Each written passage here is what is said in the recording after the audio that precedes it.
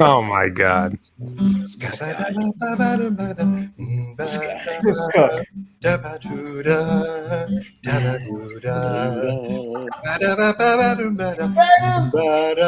What is up, keep going? What is up, everybody? Welcome into a casual Friday edition of the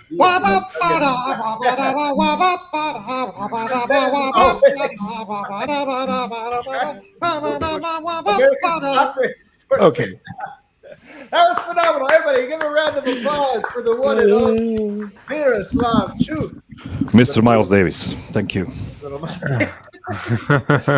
Absolutely gorgeous. We got a casual Friday edition of the show for everybody, and I brought the band together. That first, of course, live from Serbia, playing the notes for us. It's Miroslav. Dobro večer. Dobro jutro. Or what are we in? Dobro dan. Dobro dan over here. It's dobro večer. Here it's dobro dan for you. Yes. All right, thank you. I'm talking to my people. I'm talking to your people as well.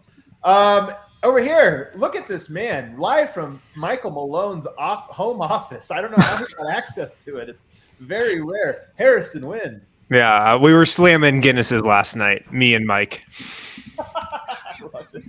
I love it, man. The great name drop. Over here, I got Brendan Vogt. It looks like he's based in Connecticut, but he's running for governor in New Jersey. I'm actually in an undisclosed location in Southern California. Dude, I think everyone appreciates that regional Eastern humor. That's right. We're like, oh man, we're like, that's exactly what that looks like.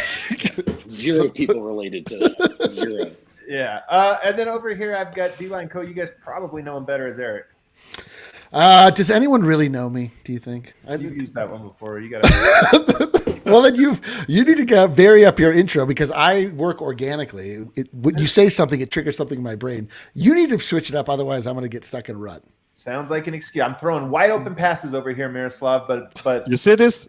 Eric is also Corey is already canceled. Yeah, everyone's already canceled. We don't need him, man. Miroslav too good. Did you see Miroslav, by the way? He wrote his own intro song. Now he's at the controls. He's running the controls in the comment section. Is he pulling up comments? I think, you know what, Vogt, I'm with you. I think he's a little too comfortable. We got to change the password on the site. We created a monster, man. Maybe like once a month. Once a week's a lot. The password is no longer Burek. Change it. Shh, be quiet on this. Before we get started, we're going to have a fun show today. Later on, somebody new is going to climb. A rookie is going to try to climb the steps. Should be very fun. Vogt made some impossible questions, so I'm sure they won't get very far. We're also going to – this would be a fun one. We tried the tier list last week. People loved it. And by loved it, they criticized it endlessly for how we did it. We're going to try it again. We're going to put all of Tim Connelly, since he's a topic of discussion, every draft pick he has made for the Denver Nuggets, we're going to rank them on the list. S tier, A, B, C, D, E, F, all the way down. Should be very fun. But first, of course, we're going to do Serbian Corner. But before we get there, man, I'll tell you what. So I do Locked On NBA on Fridays. Last night I'm doing. Yeah, I don't know why are you booing me? I talked about the. Well, I guess I did talk about the Celtics, so you could boo me there. But in it, I always do a power ranking, and this last one we did a power ranking of if you were a GM, who would you want to of the number one picks? Who would you have felt best with getting? Brad Stevens. Well, I'm saying, no, you go from the number one picks over the last decade. So, you have what are we pulling up here? Is this your slideshow? Miroslav. I didn't want to put it up. Can we bring up your resume and other? Miroslav is assuming power over this. I love that Miroslav is just hijacked my frighteningly quick. Don't need me. This guy. Yeah, you can go ahead and head home if you want. It's fine. You're good. We got Miroslav. Anyway, we don't need the story. Let's just get right into Serbian Corner. You have a presentation ready for us, Miroslav. What do we got? Yes. Well, last time we spoke, Brandon was a bit scared about his well-being in Serbia because I've put some sketchy points about it. So this time, to make you feel better, I've made. Where is it? Here it is. Okay, so this week we are talking about life-saving facts about Serbia, of course, for non-casuals. Of course, perfect. Also in Comic Sans font. Man, Okay. arguably the most important of all of the lessons we will get: life-saving facts about Serbia. Yes. I like Notes it. open. Yeah, this might be a little more important than last week's lesson. Eric, I Going need out you on a dialed limb. in here, okay? Don't get us killed. We are going gradually to more and more The- important stuff each week. The worst part, just FYI, is that when we go to Serbia and I invariably get into a fight, it will be with Adam. As long as it's not a 70-year-old man. So, okay, here we go. Let's go deep into the history. First Serbian state was formed in mid-7th century, but that was so long ago, there is no data on the name of their first leader, so just that they were led by an unknown knez or prince. So this is the first thing you should know. How old This the is the Serbian classic state is. fact that might come up in just a casual conversation at a Serbian pub You gotta be ready to or the battle market. You know, this is something good to know. You know, Yeah, somebody in the bar is like, we know the name of that prince. And I'm like, no, we don't. It's fucking unknown. Next thing blows. Thrown. okay, so the first thing a drunken Serbian will tell you in kafana will be, I have a beer brewery in my hometown that's older than your America. So, that's the stuff. So you just need to know, no, we know how old you are in What a mid-7th fun century. thing to be excited about. That's like always cracks me up. Like, our country goes back before yours. You're like, you're like, we, just so you know, we haven't made anything new in 2,000 years. Also, man, I'm 38. Like, that doesn't matter. Okay, let's go on. The oldest leaders from the 9th century whose names are known now were Vyacheslav, Radoslav, Prosigoj, and Vlastimir. At least that's what Wikipedia tells me. Not a call it reliable Wikipedia. source that I was taught in school. Of course. How are these? I realize this is a one segment. We're doing segment 1, Serbian Corner. We are now up to the 9th century. It's going to take 4 hours, Miroslav. Yeah. History of Serbia, one decade at a time. I'm gonna make quick jumps from now on. Let's I go do on. have a quick question for the professor. How is this going to save my life? Yeah, you'll see. Just stay with me. All right. So All right. Q&A is at the end. Okay. So I am now skipping a lot of mostly unknown history and fast forwarding to Stefan Nemanja, the first Veliki Župan or Grand Prefect of the Serbs, who lived in the 12th century. And you can see his photo here that is, what's the word? Remade, in HD. So it looks Looks like he's got, I'd say like 6'4", 6'6" wingspan, probably a two guard. Yeah. I know. Plus, Really good this is this. If you look at the drawing I did of the basketball god Nikola, I used ancient religious iconography and imagery to inspire me. You could just easily put Nikola's head right there. I will say I don't think Yoke can grow a beard, so this is strange. His lineage is now questioned. Yeah, that's right. It's a different part of Serbia. Okay, now we're going to the most important slide so far. Why was this guy so important? Because his brother's name was Stefan Miroslav, who was a lord of Zahumlje. No And photo available. yeah, unfortunately, there was no photo available of him. Sorry. Okay, all right. Are we gonna do this like same deep dive with like Canada at some point for? I hope so. Why do we love Serbia so much? Okay, one more historic slide. Somebody who knew how to write back then wrote Miroslavljevo Evangelje, which means Miroslav's Gospel, one of the sure most they did. important writings of those times, which is now under the protection of UNESCO as one of the only 120 writings of the utmost importance for the history of the civilization. And I'm not trolling, I promise. All right, Miroslav's Gospel. I need a rundown of the 120 most important writings of the American civilization. I just need a top 120. Excellent. Archie Comics #1. Yeah. I wonder if there's like a Moby sporkle of Dick is this ninth that you can like somehow. guess on. I don't know what they would be, but it's a good one. I like it.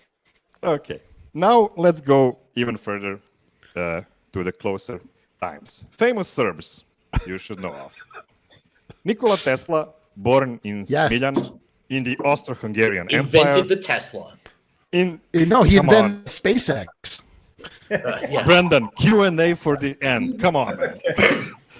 The Austro-Hungarian Empire in today's Croatia, son of Orthodox priest Milutin. Tesla made all of his success, including the three-phase alternating current in the USA, in Colorado Springs, to be exact, and is now an electric automobile.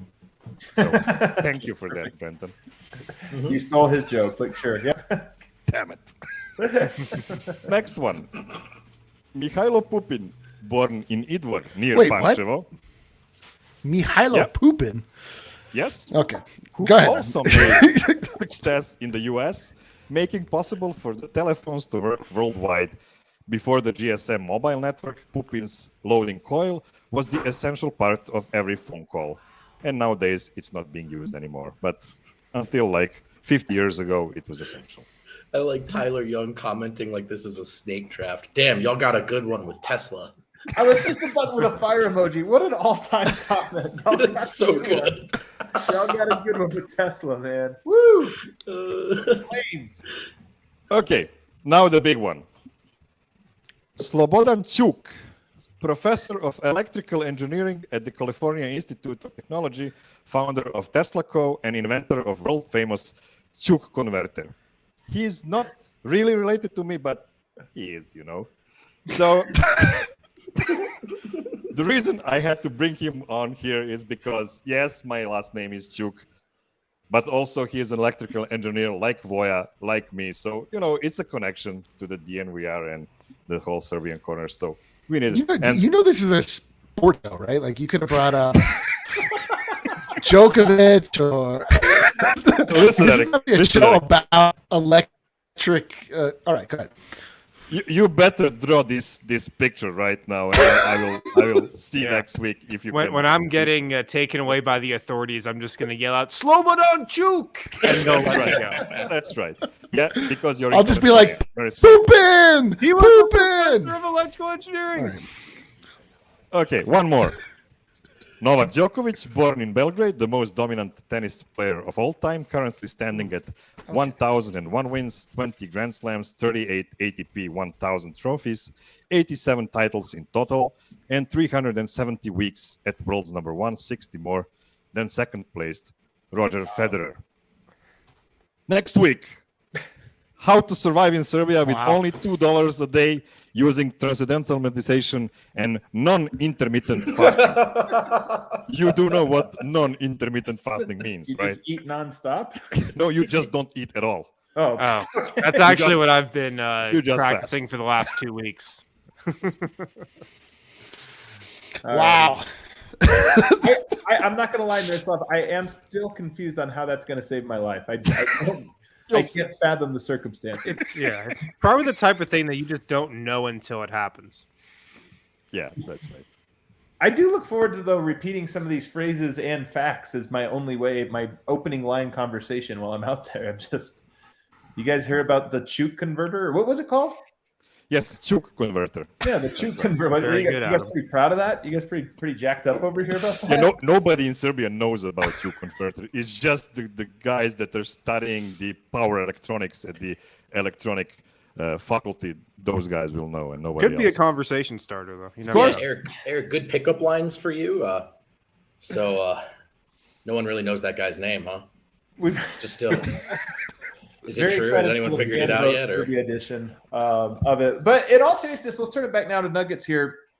Miroslav, I am actually very curious your perspective on this news this week about Tim Connelly and, you know, the chance, you might even say likelihood that he departs from Denver this year and heads over to Minnesota. When you saw this news, we've kind of given our first reactions, but what's your perspective on it, and what did you think when you first saw it? First thing, I thought there is no fucking way he's leaving the Nuggets.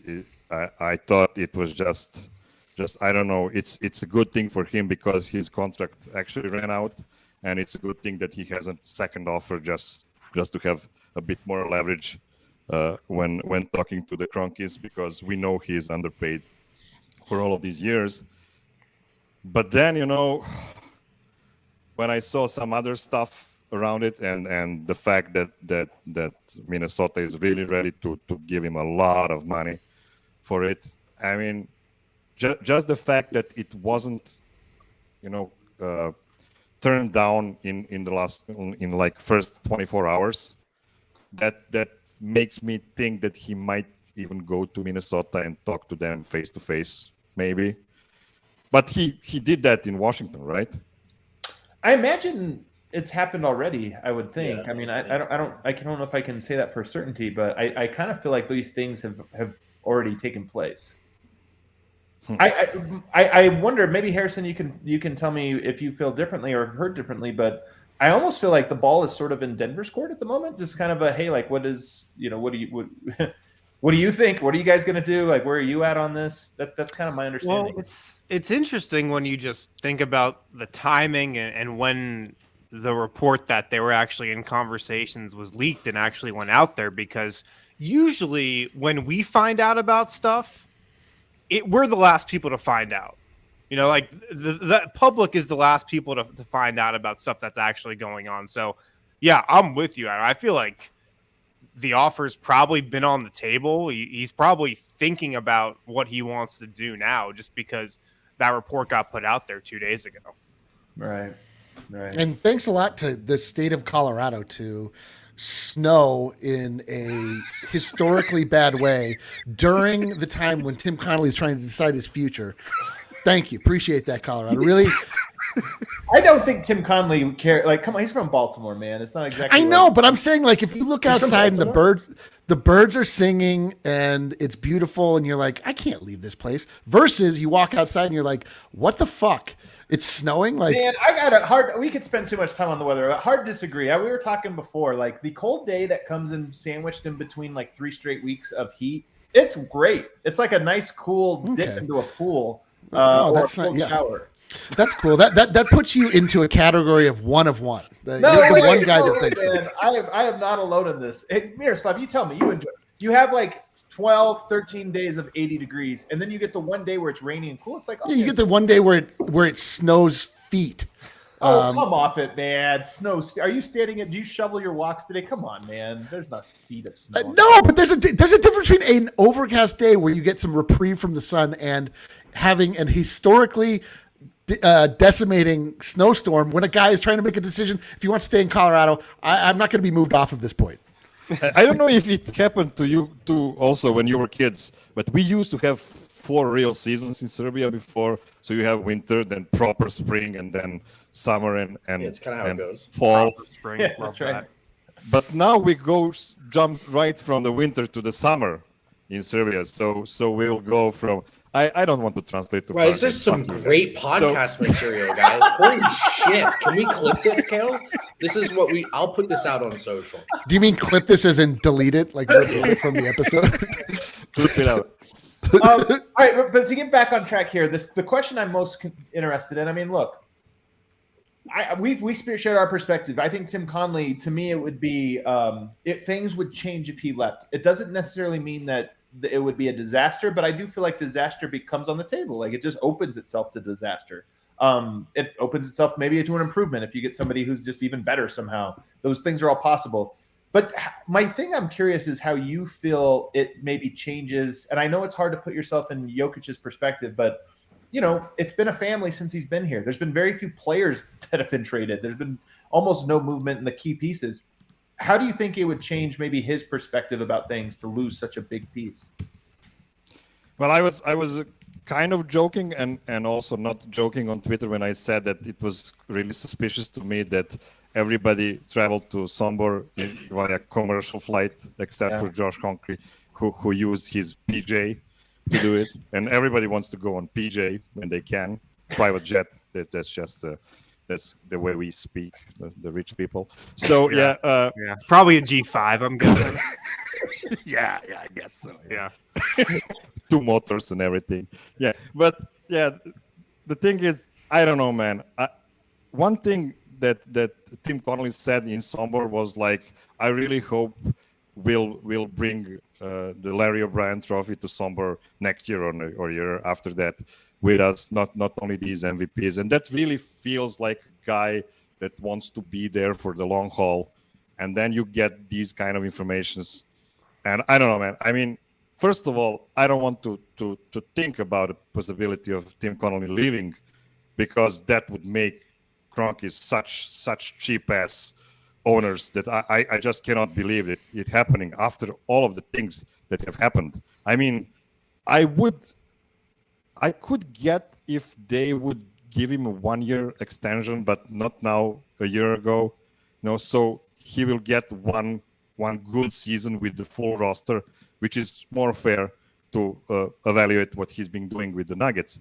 But if you would just let him go right now, that's just stupid, because you have no idea what he has built. You have no proof of concept. You're right, but at the same time, like there's not a referendum on whether he's done a good job or not. So I don't think it's that the Cronkies need to see, like, hold on, let me see what he's got. This is a great offer is being presented to him. The question to me is more, do the Cronkies value him in that way? Because I know they value him, but do they value him in that same way that Minnesota does? And two, maybe they do, but they're just not willing to pay up. And that's the thing to me, that's the big question for this. I don't think this is an issue of the Cronkies being like, well, we don't know if Tim's our guy. They're just like, he's our guy. I just don't know if he's worth it. Yeah. And the shitty part about it, we have like 5 guys they've been targeting, and Tim Connelly is by far the easiest to get. I mean, when you look at all of them. According to the report, there was like Presti and there was Bob Myers and Pat Riley, guys that you just assume wouldn't leave. But why do you assume those guys wouldn't leave? Because you assume their organizations, the Warriors, Heat in particular, but I think even Oklahoma City, but especially the Heat and Warriors, you're like, you can't pry them from them. Those are organizations with pride and with owners who care about those types of things. And so that's the part of all this that I think is so tough. And I don't know what Nikola Jokic's mind frame is on these things, but I don't think it changes necessarily how he feels about Denver in the short run. I just think that it opens the door to him feeling different about the team before too long, if things don't go well. I mean, if Arturas Karnisovas was still here, I would feel much better, Okay, TC is going away, but we still have a guy that's been there from day one, and he knows everything about it. And, it's really unfair to Calvin Booth to put him in such situation to have to be responsible for everything this summer happens. That's just crazy. And maybe he does a good job, but I like the way you phrased it. It's unfair. Like it's like one of those things where all of a sudden Calvin doesn't get. I mean, he's put into a spot where it's like, if this thing goes south, it's your fault. It's all your fault, even though it's not. But it's going to be. It's not like Calvin Booth is some unknown assistant GM that's going to suddenly like step into the role. I mean, I think in a way, I don't want to say he's been getting groomed for this, because I don't think like Tim Connelly ever envisioned leaving. But he's the GM. Like he's been in a position where he's had a pretty he's had responsibilities these last couple of years. Like he's not some guy that they're elevating that nobody's ever heard of or is stepping into like an entirely new role. I mean, he's been the GM for a bit here. Yeah, but a GM under a Pobo that we know makes those decisions. So he is still relatively inexperienced, and it also just would be Kroenke MO. We found a great guy. He's been priced out of Denver. We could go fishing for another, we know for a sure, great guy, or we could take a cheap internal flyer. And that's not, if that sounds like a knock on Calvin, it's not meant to be, only insofar as he's already there. He hasn't done the job on his own yet. And it would just fit the way Denver does things to take that route as opposed to spending to get an unknown commodity or unknown. I mean, Arturas was a GM under Tim Connelly when he went to Chicago. That's true. That's a good point. Was he doing more than Calvin Booth is? I guess we don't really know, but he was definitely ready to be a president when he left here. Yeah, but he was for 5 years there, from day one. The thing about this whole 6 thing years. is it's not necessarily about like, is he better than Tim or not? It's that Tim has done a good job. Everybody thinks he's done a good job. Other people think he's done a good job. And if you lose him, it's not because you didn't think he did a good job. It's because you just didn't want to pay for good work. Right. And that's the thing. So it's these other things almost don't matter. Miroslav, anything else we need to know before for this week's lesson? No, not really. I feel you're really prepared. Right? Yeah, I feel great. I can't imagine what else I would need to know. There's literally nothing I can teach you about. Man, I feel like at a certain point, like maybe after the show, we'll just go through and each one of us will name something we now know about Serbia and see if, as a group, if we know, because I don't feel like I learned any of that. I feel like we can get pretty far. I feel like we can get pretty far with the Chute converter. Like that gets a pretty long runway. As soon as I heard pooping, I was out. I was distracted. I couldn't focus on any other facts that might save my life. Miroslav, thank you so much for the education. Thank you for the music. Thank you for the laughs. We appreciate it. And until next week. Yep. See you, buddy. All right, Harrison, take us to break. All right. I don't know why I get put on this one screen for these breaks, but I just do. It's fun, right? Probably get a little break.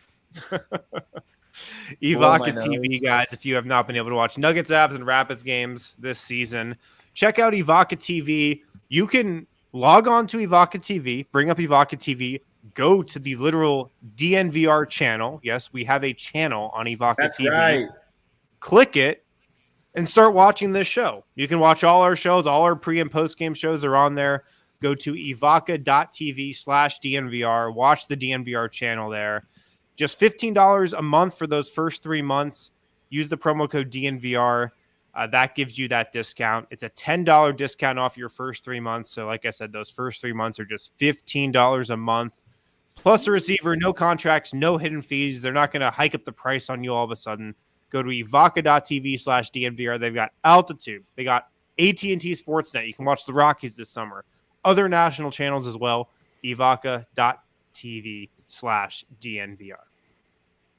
At DraftKings Sportsbook, the NBA playoff action is nonstop. At DraftKings Sportsbook, an official sports betting partner of the NBA. This week, new customers can bet just $5 on any team to win. Get $150 in free bets if they do.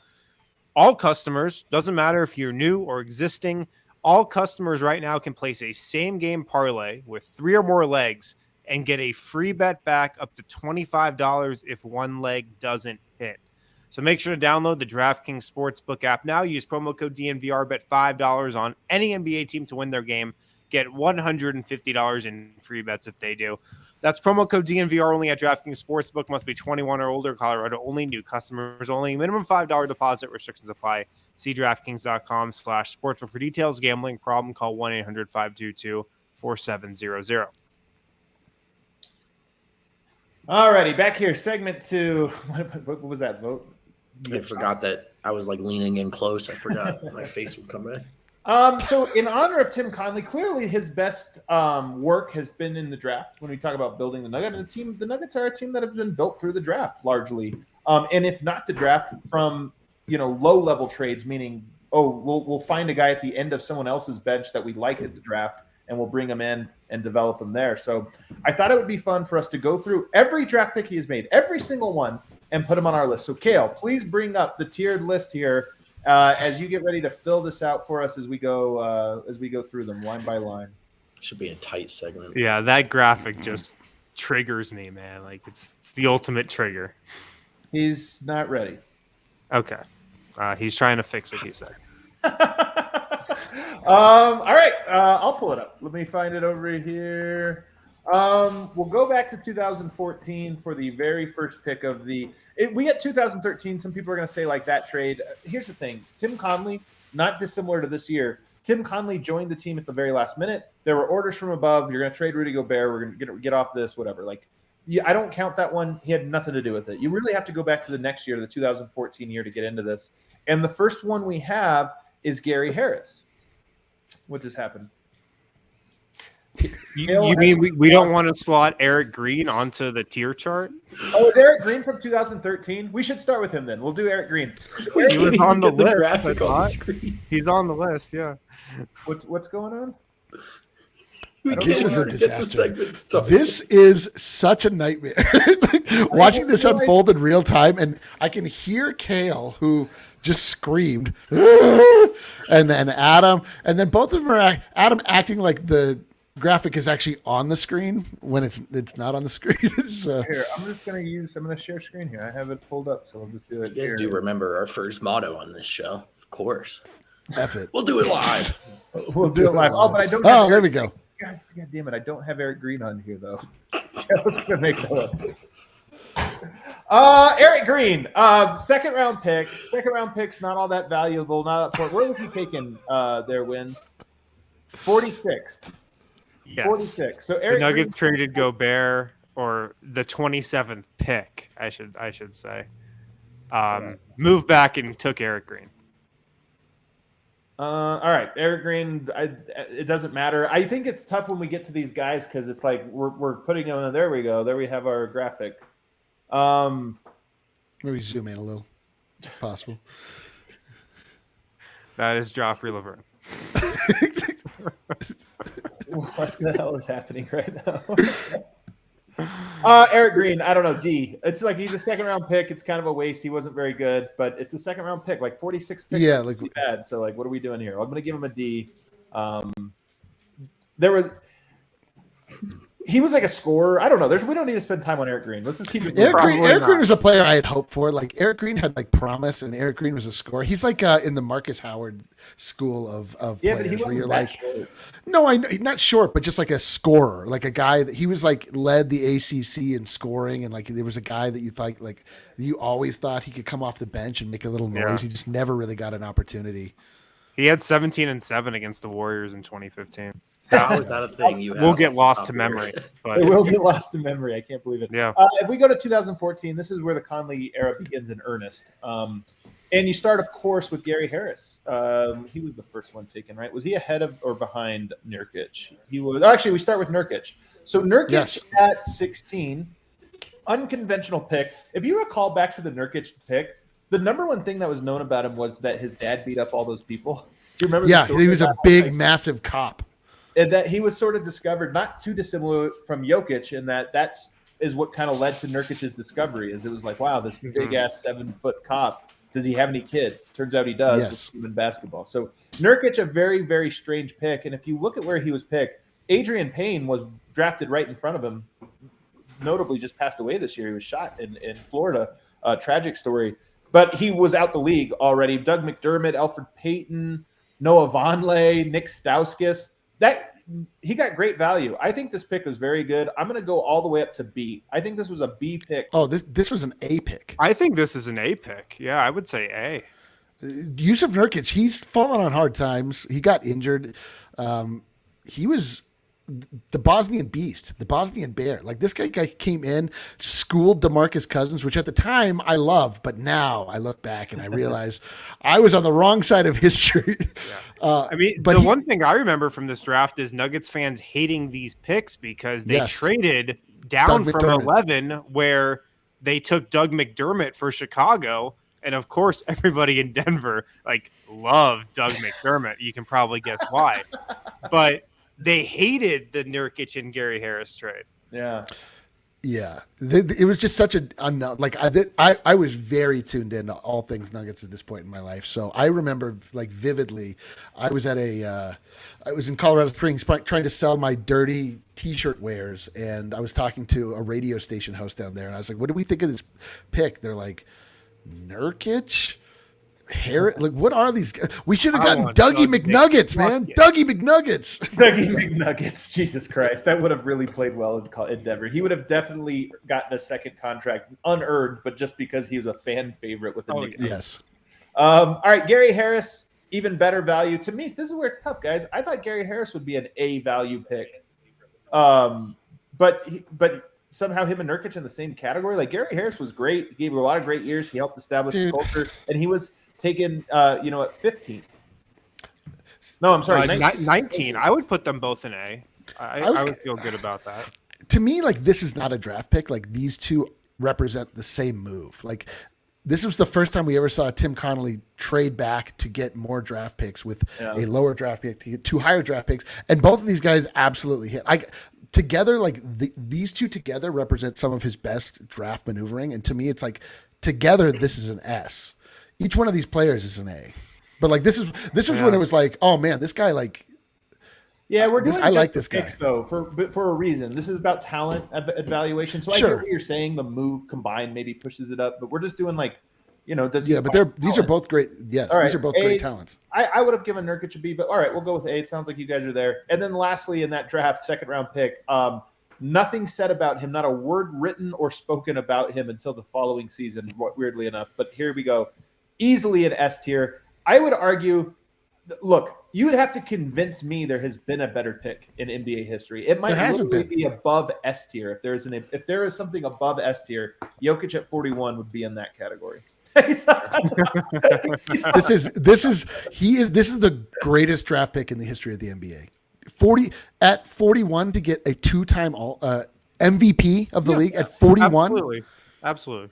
You have to go all the way back to when they're like, Spencer Haywood was taken in the 6th round. You're like, what pick was he? 9th. You're like, wait, hold on. This round was 1.5 picks. Like, hold on a second. Yeah. So the only pick that probably rivals it is Giannis. And it's what was it, 13? It was late lottery, but just because it was such a off the board pick at the time too. Yeah, I mean, I don't know if like the Cavs or the Bulls regret drafting LeBron or Michael Jordan either. Just throwing that out there, but I do know pound for pound, I understand what. But yeah, we're talking draft pick. And, the draft again, when number one was easy. When you look, of course, like that's a no brainer. The totality of this draft of that season, these 3 players that Tim Connelly came away with, it represent like this is mastery. Sure. It's also funny, and it's a lesson in how you really don't know how to evaluate, especially like coaches and GMs early on. And so many teams and the Nuggets did this for 20 years where it was like a new coach every year, a new GM every 2 years. And this is his first draft. He gets Nurkic, Gary Harris, and Jokic. Everything's already in motion. We just didn't know it at the time, and we actually wouldn't know it for years to come. But if you just go to there, you can see a through line to what the Nuggets became. It's just, and it's so incredible. And I'm so glad he didn't get fired in 2015 or 16 when the team was still bad, which is they were. All right, next year we get into Emmanuel Mudiay. It's funny because he was the guy that was the face of the organization. I'm like, this was the guy they did the campaign around. If you remember him looking over the city. I'm going to sound incendiary. I think this is an F pick. I think the Mudiay pick kind of set Denver. It almost like sent them in the wrong direction for a while. He was that bad of a player. It's tough because you didn't know better. He was in China, this or that. But I honestly think if you just don't draft anyone that year, you might be in a better spot than you are the fact that you drafted Mudiay.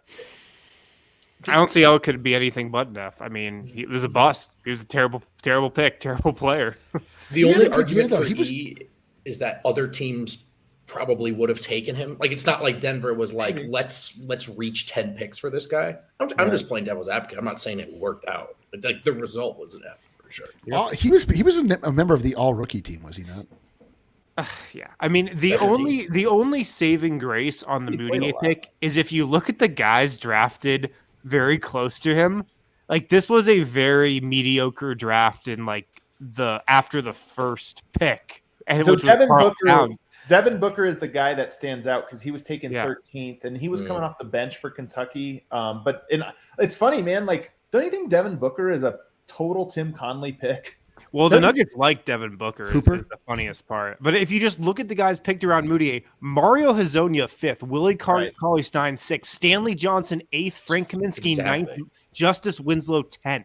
Exactly. Yeah. And then it was you just a bad year over Jalil Okafor and Kristaps Porzingis, which aren't exactly like incredible players. And the other thing is that Emmanuel Mudiay fell to the Denver Nuggets. Like this, when we got him, I was like, hell yeah. Should we move him up to E? Yes, I think he's E. I'm saying like, and we also got like we got one good year out of him. Like he total bust, but like what year did we get that was good out of him?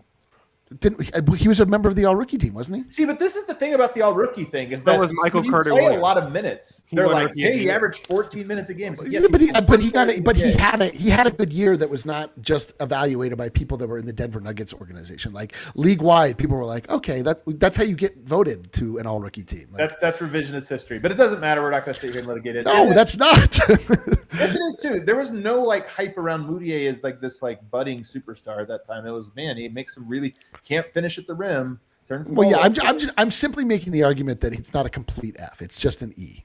It's an E. You also got Radicevic in this draft. Is that right? Yeah, Radicevic, second round pick. This is another flyer.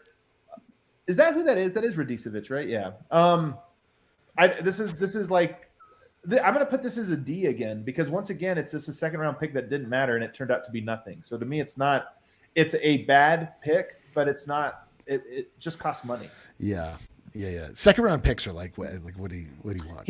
He also got hurt shortly after this, and I'm not saying it affected his career, but it is like when you're already a second round, sort of like, hey, we'll see if this works out, and then you get hurt. It's like, okay, he's probably not going to develop the way he was. So I mean, not going to lie. I was a Radicevic guy in 2015. Weren't we all? Yeah, I was a big Radicevic guy. All right, let's keep it moving. Up next, you get Jamal Murray at 7. Vogt, what do you think? Since we're going Jokic above S, I'm going to put Jamal S. We can't go Jokic above S. He's got to be S. I mean, okay, then I'm putting Jamal A. Well, here's the thing, though. Jamal and Nurkic in the same tier is fucking blast. I've tried to say something. I agree. First, it just means you're wrong about this. It just means you're wrong that he's in an A. I think relative. I mean, Nurkic and Gary Harris are both taken outside the top 10. Like outside the Jamal lottery. Murray was 7th. Like I think relatively, I think they're all A's. I can be on board with that. Jamal could Murray even is be an S. He's an absolute S. This is going to be a foundational player for the Denver Nuggets for years to come. So Murray and Jokic are S tier, huh? Those are great draft picks. They're the same tier of draft pick. S tier is just like the highest tier. We gave ourselves 6-7 tiers. Like, let's use them. They could not have taken a better player at 7 than Jamal Murray in that draft. That's the best they could have done if you look at that draft. All right. They couldn't have made a better pick. Somebody says there's no E tier, which I do feel would make this a lot easier because that is a fact, actually. Yeah. Yeah. So you should just delete the E tier, Kale, and just move the F tier up, and then we'll just have that. And he's doing it live too. Comfortably up. Oh, you got. Yep, that's it. There you go. We also forgot Joffrey Laverne, so we can go ahead and do Joffrey now. Another second-round pick, flyer. He came in and gave some minutes. I would actually make him a C because, again, second-round picks don't really matter, and he actually played. So he was decent too. Joffrey Laverne was a solid player. He's a solid player. I'll say C. I mean, he didn't really have a career afterwards, but he was fine. Like, again, it doesn't matter. And unlike Green and Radicevic, he actually played for the Nuggets. Honestly, you can make an argument for B, but I won't make that argument. You honestly could make it because, again, if you get a second rounder that just does anything, he was taken 55th overall and was the Nuggets' 3rd big for an entire season. They weren't that good that season. Yeah, let's keep him C though. Let's keep him C. In the same Jamal Murray draft, you then pick up Juancho Hernan Gomez. C, I'd say. Really, C. even factoring in where he was taken. He was taken 15th. In a very bad draft, but still.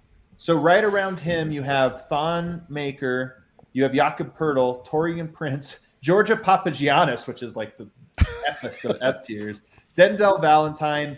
Not exactly a ton of great. Gershon Yabusele, Wade Baldwin, Henry Ellison. There's a couple of tough ones late in the first. Siakam at 27, DeJounte Murray at 29. Yeah, so there were. And you had 2 chances to get one of those guys, really. You're right. It's C tier. I love my guy Juancho. He did play a lot of minutes, gave us some good ones, but yeah, and he was an absolute favorite. I mean, it hasn't really gone well for Juancho since he's moved on from Denver. But had they not been in a situation where they had to pay him and so they had to move off of it, I still think he would been he'd be in the running for senior Nugget. Malik Beasley. Mr. Nugget Senior. I would give Beasley a B. I honestly think the problem with Beasley is that they didn't handle him properly as an asset. He's same thing as Juancho. Yeah. Same issue. No, Juancho's not as good as Beasley. He's not, but definitely. But I agree. Yeah, B. I agree. 19th overall. I mean, that's pretty much what they're picking at this year. Yeah. Who's next on the list there, Wind? We've got Peter Connelly. Second also round taken pick. In this draft. Second round pick, still playing for the Nuggets as of portions of this season. Again, second round pick, you can't get a bit too mad. He's like Joffrey Laverne, maybe slightly less than Joffrey Laverne. No, he's definitely less than Joffrey. He's deep. Definitely less than Joffrey. Yeah. The thing is, these things cost nothing. It's just weird to me. But all right, we'll put him there. It's fine. Let's go into the next year. We got a rough one coming up, guys.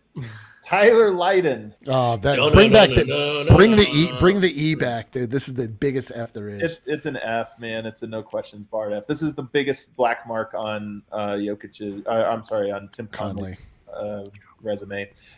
You also do get a couple players in that draft. Though you get Vlatko Čančar, who's still here. He's probably a C to me. He's like Juancho. I mean, he's He's given something to the Nuggets. He's yeah. I mean, he's just not. He's not good enough. But he's borderline B to me. Like he's. I think so. Yeah, I'm fine with that. Yeah, I'm fine 49th pick, and he actually played for the team and has had an important role, like albeit a very small one. But I do think that he's been brought value to the Nuggets over the last 2 seasons. So Agreed. Monte Morris, A. Oh, A. Easy Yep. A. This really could be S, to be honest. Honestly, could be S. How many guys are you getting at 51 that end up starting for you for an entire season? Because we put Jamal Murray S, it's thrown this whole thing off. But all right, I'm gonna say A. It's easy A. Yeah, I mean, if you look at the guys taken after Monte Morris, I don't know if any of them even played a game in the NBA, and even the guys taken a couple picks before him. That was an incredible draft pick. So here's a crazy stat for you. For win shares, I know that's not perfect, but it does show you how much they've contributed. Monte Morris is 6th in that draft behind Bam Adebayo, Jason Tatum, Jared Allen, Donovan Mitchell, and John Collins. So he passed up. Think about how many guys he passed up. Yeah, and if you sort by VORP, he's 10th. That's crazy. How does he compare to love Vogt, dude? Yeah. How does he compare to Bob Cousy? No, the thing is that the draft pick of Monte Morris was so good that I used it frequently to refute the Tyler Lydon draft. Right. I just started to refer to it as the Monte Morris draft. And so then so it was true. I'm telling you, man, if you drafted Monte Morris at 13 instead of Donovan Mitchell, people would be like, well, they missed out on Mitchell. They'd be like, yeah, but they got the 5th best player or 6th best player in that draft at 13, which is where they originally were. So to me, it is context, whatever. Michael Porter Jr. Woo, boy. Michael Porter Jr. famously said when he was picked, he wants to be the greatest draft pick that franchise has ever made. Do we have a TBD category? Yeah, I know, right? I don't feel comfortable making this determination. I would probably say B. It's B or A for me, to be honest. Honestly, it's S, A, or D, F, depending on what happens. I think you're right. I like B for Wind right now. I would say A at the time of the pick, but the thing you freak out about when you take the pick has reared its head and he's currently not playing. I mean, right. But they also for a several month window there, you're like, holy shit, they got this guy at 14. We have seen the S and the F of this pick already. Yeah. And the guy taken right before him is out of the league too. It honestly might be an S pick. It might be an F pick. Maybe. The thing about the guy at the top, Harrison, is he doesn't have a max contract. So yeah. But is that what we're factoring in? No, you can't. You just have to go on. Yeah. But consider this. This pick was passed up twice by the Clippers, and it resulted in Doc Rivers getting fired. The fact that the team did not pick Michael Porter Jr. became such a blight on that. A story. Yes. And then he immediately got the thing. And then he immediately got hurt. Right. Happening. Yeah. Well, but listen, the story is not complete. The TBD. It's complicated. Yeah. All right. Next up, Jared Vanderbilt. You guys are going to be laughing this one. I'm going to go B. I agree. So late, and now he's a starter on a playoff team. It didn't work out for Denver. Denver, I don't think managed him as well. But to me, you find a guy that starts for a playoff team in the second round like that, that's a great pick. We just didn't see it in Denver, the fruits of it in Denver. I agree. I think you could go to A even, but yeah, definitely A or B. You have to separate in this exercise taking Jared Vanderbilt versus what happened in Denver after that. Did they do a great job with Vanderbilt as an asset? No. Does that change the value of the draft pick in a vacuum? No. Look at the symmetry of this graphic so far. Now, I'll throw this one to you, Vogt. Thomas Welsh. Yeah, it's tough. I think it's objectively. Here's the thing. Tyler Lydon was taken in the first round, so we got to put Tom Welsh in D. D. He never played. He's not the second rounders that didn't play round, basically. Yeah, and that's exactly what he is. He was a really, really late draft pick, and as Wynn said, this is where you take. This is where they found Monte, this stage in the draft, and that's an A+. This is more par for the course. You take a flyer on a guy, and we never hear from him again. So I think D. Jokic famously liked Thomas Welsh, so he gets the Yoke stamp of approval, even though he wasn't that good. All right, Bull with the 44th pick. Ooh, Eric. I'm going to go. This is tough because the Nuggets didn't even have a pick. They bought this pick. And I mean, he should be an F. God, he was such a disaster. He gave us also some of the warmest memories I've ever had watching basketball.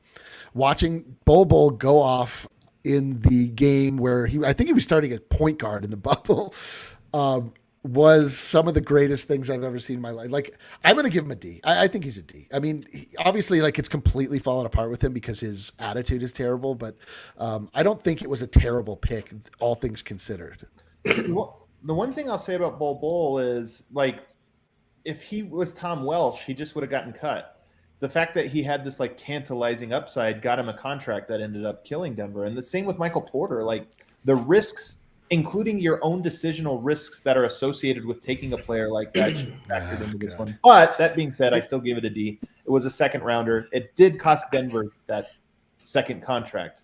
I would also say maybe this is fair, unfair. You know, we know Bull to some extent in a professional capacity. I think these are things that could have been picked up on doing some background and doing interviews with Bull, and in fact, why he was available so late, even more so than that foot injury. So. Well, I think it was definitely picked up on, but you know. I know. It's one of the things that I think the Conley era you probably can learn is it's not just like, I'm sure they knew it was a risk, like, oh, Bull is a risk, whatever. But I think you almost underestimate your own decision risk making. Right. Like if Bull every team puts it together for 4 months, his rookie season, you give him a second contract, you shoot yourself in the foot. I think every team in the league looks at guys like Bull that have some question marks or red flags on their like off the court stuff and goes, let's get him into our building, let's get him into our culture, and we can make good here. Every team thinks that way. Right. And then the happy birthday video happened, and everyone's like, "Oh man."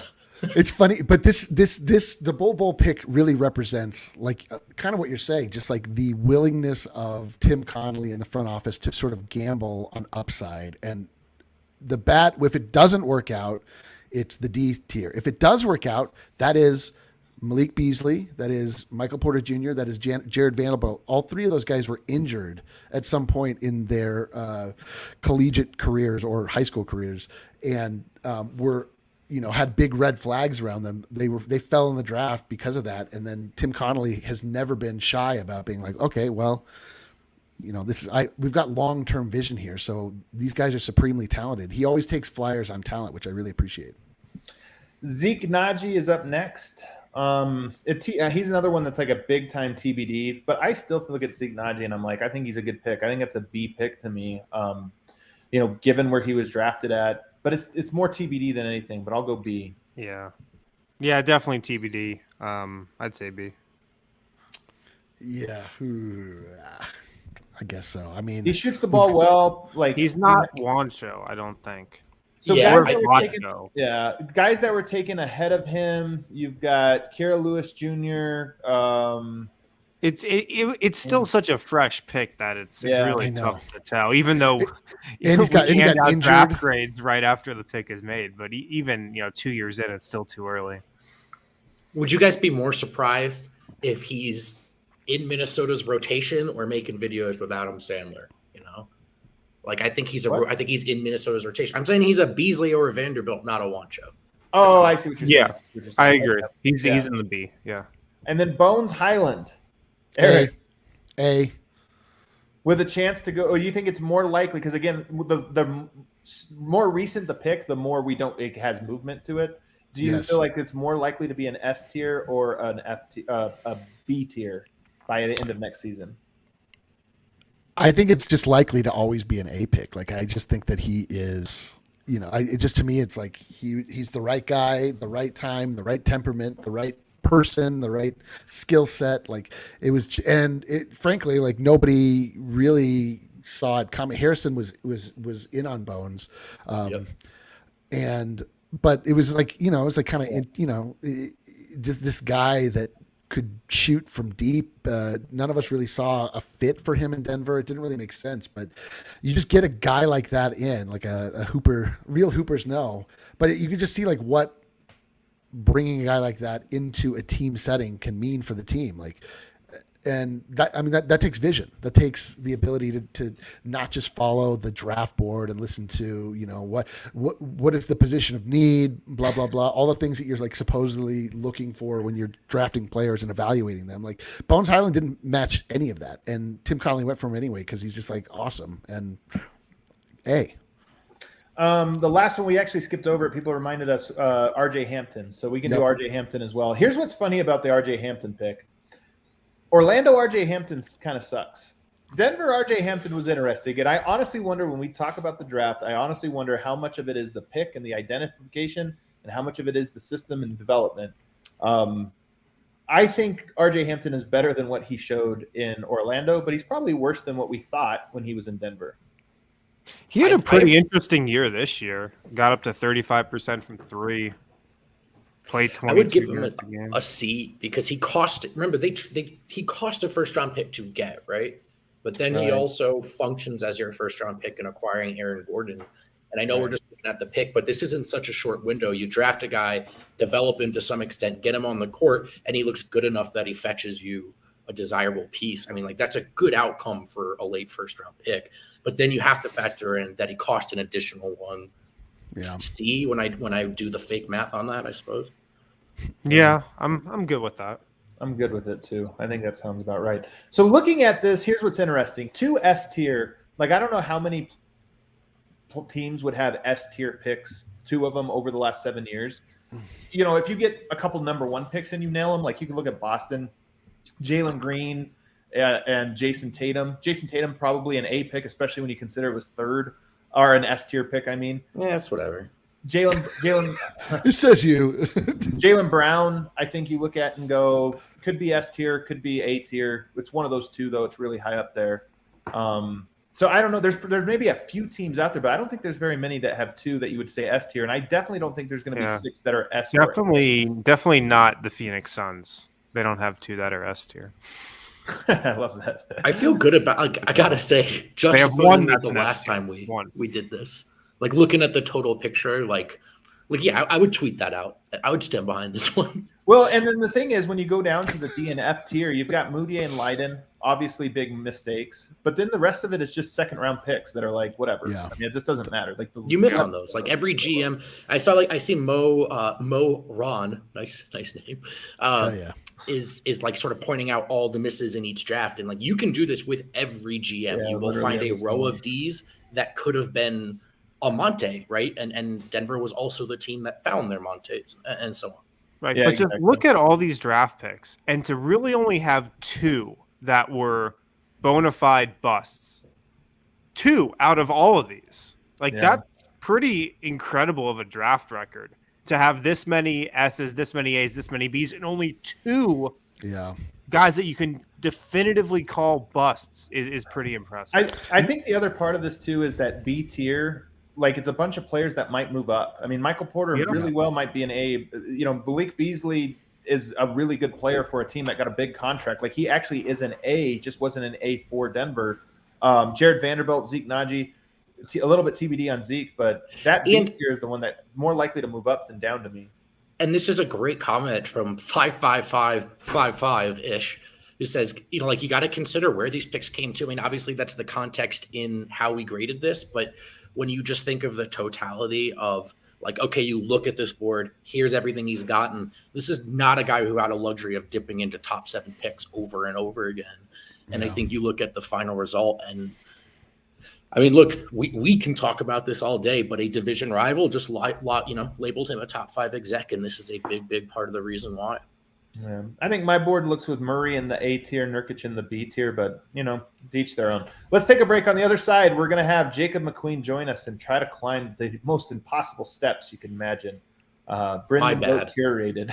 So good luck, Jacob. You're about to fail. Guys, make sure to pick up some Breckenridge Brewery. Breck Brew is the official beer of DNVR. They've got seltzers now. They've had them for a while. If you haven't tried one, like, what are you doing? You're late. What are you doing? Check out the Breck Brew seltzers. I would recommend the peach. I think it's the best flavor. We've got them in the bar. If you're in the area, stop in corner of Colfax in York. We got Breck Brew seltzers chilling. If you're not in the area, that's okay. Find some Breck Brew wherever you are. Hit up the Breck Brew beer locator on their website. It will tell you where to get Breck Brew, the official beer of DNVR, wherever you are. So make sure to check out some Breck Brew seltzers ASAP, as soon as possible. Also, at Lightshade Dispensary right now, you guys can pick up some Ripple. Ripple is a fast-acting dissolvable. Clinically proven to hit 2 times faster than the leading gummy. Ripple starts absorbing within 10 minutes, so you can depend on a consistent experience every single time. With Ripple dissolvables, you can make anything edible or anything inedible, flavorless, dissolvable powders. Ripple Quick Sticks are also the most convenient way to get the fastest THC. Just pour it on your tongue. Colorado's premier dispensary, Lightshade, with 11 convenient Denver Metro and Aurora locations. That's where you can find Ripple. The Barnum location, 1 block off 6th and Federal, is now open as well. You guys drop the code DNVR. You're going to get 25% off non-sale items with that code. Use the code DNVR. Get 25% off non-sale items. You can shop online or you can pick up at a Lightshade location near you. All righty, perfect. Let's now welcome in our next guest to attempt to climb the steps. We have Jacob here. Jacob, you got to turn your camera. Did he check out? Oh my God. No, I'm here. I'm at work. I can't turn on my camera. We respect it. We respect that, Jacob. We respect that. All right, if that's what it takes. I don't want to see your reaction when you hear question 6 anyway, so it's fine. Yeah, I mean, I looked up 30 Denver Nuggets trivia questions, but now I'm not too confident. Vogt didn't look up any when he wrote these. These are out of pocket. Oh, man. Nice. All right, Vogt, go ahead. Take him through the gauntlet? Gannett? What are we doing? Yes, here? gauntlet. The steps, even, right? I'd say it's a gauntlet. I would call it the steps. Okay, I've got a nice and easy one for you to get you started here, brother. Okay. The people want to know which Denver Nugget just won back-to-back MVP awards. Not a trick Nikola question. Jokic. That is correct. Very good. That's so very well. well. Lost on that one. Do we not have the stressful music? What are the steps without the music? What is this? Kale, where did it go? What happened to our that software? I think I still pay for. All right, here we go. Question number 2. Yeah, Kale doesn't have a mic yet. So, question number 2. This one gets a lot harder for no reason, but you might know. What is this music? Where is I Michael tried Malone some. from? It didn't work. I'm sorry. I'm sorry. Do you Jacob, need where the was city or just the state? Just the city, so I know you know, brother. The city? Oh. Well, you can just do the state if you want. It's the city. You're gonna get He's it. from New York, right? That is correct. He's from New York City. No, He's from Queens. let's go. Let's move along. Who were the two-way players on the roster at the end of the season? Devon Reed and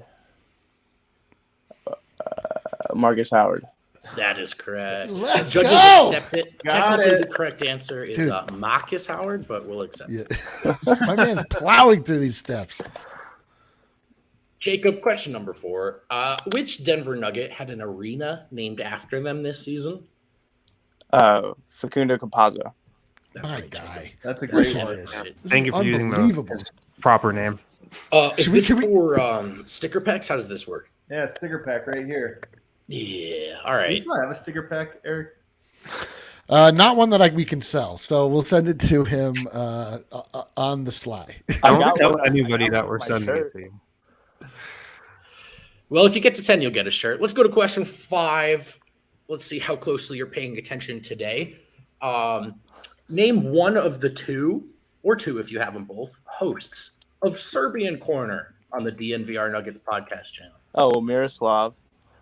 That'll work. That's enough. That's enough. Congratulations. on your fake Voya sticker gets pack. no play on this show. Like, you Yeah. got to show up if you want to be answering us a question on this show. Voya's a Celtics fan, so okay.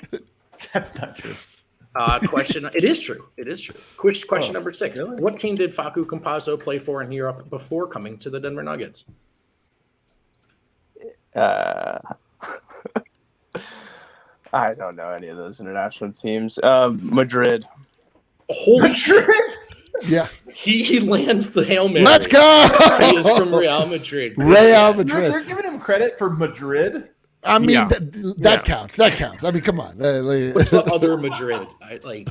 Okay. Fake Madrid. I guess. All right. Question number 7. What was Nikola Jokic's season high in assists this past season? Oh man. Yes. 18. That is incorrect. Get us Get the hell out of here. What? Get out of here. We knew that there was no chance that any human being was good. That came up with the amble to the show where we were kind of going through the Pre-show. questions. All of us got it wrong. Pre-show no, meeting. No one was right. So good job, Vogt, because we really don't want to have to give away free shirts. Yeah, Very man. good No, job. I got you. I understand this assignment. Everything. problem. Just know that nobody stores like an arbitrary number in their head about a thing a guy did one time this season. Just for the future thing reference. about numbers, Eric, is you can at least guess. So, That is true. That is a great point. Wow. The thing about anything is you can just guess. I don't know. Guys, thank you so much for this train wreck of a casual Friday. How's The this most still casual going? and Dude. off the rails right from the get-go. We promise to be better.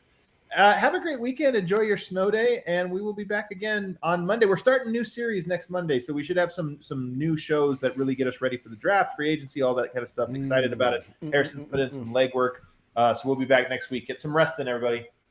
Let's go.